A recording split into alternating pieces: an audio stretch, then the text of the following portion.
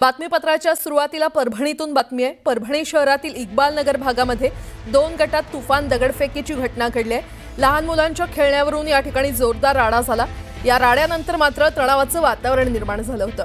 दरम्यान या घटनेनंतर पोलिसांनी मोठा बंदोबस्त तैनात केलाय। दगडफेकीमुळे मात्र या ठिकाणी वाहनांचं मोठं नुकसान झालंय आणि या राड्याच्या घटनेनंतर परभणीचे पोलीस अधीक्षक रवींद्र सिंह परदेशी यांनी शांतता राखण्याचं आवाहन केलंय।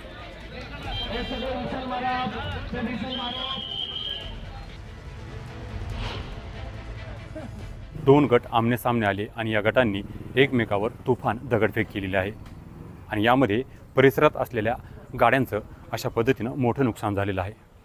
या भागामध्ये जवळपास 2 ते 3 कार आणि इतर मोटरसायकलचं देखील मोठं नुकसान झालेलं आहे। 2 लहान मुलांमध्ये काही कारणांमुळे खेळताना भांडण झाली होती। ही भांडण तात्पुरती मिटवण्यात देखील आली, परंतु त्यानंतर अचानक दोन्ही गट समोरासमोर आले आणि मोठी दगडफेक करण्यात आली। यामध्ये काही जण जखमी देखील झालेले आहेत। जखमींवर परभणीच्या शासकीय रुग्णालयामध्ये उपचार सुरू आहेत। घटनेनंतर पोलिसांनी मोठा बंदोबस्त या भागामध्ये तैनात केलेला आहे। एकूणच परभणीचे पोलीस अधीक्षक रवींद्र सिंह परदेशी यांनी नागरिकांनी शांतता राखण्याचं आवाहन केलेलं आहे। अफवा पसरवू नका आणि कोणत्याही अफवांवर विश्वास ठेवू नका असं देखील आवाहन पोलिसांकडून करण्यात आलेलं आहे। विशाल माने, न्यूज 18 लोकमत, परभणी।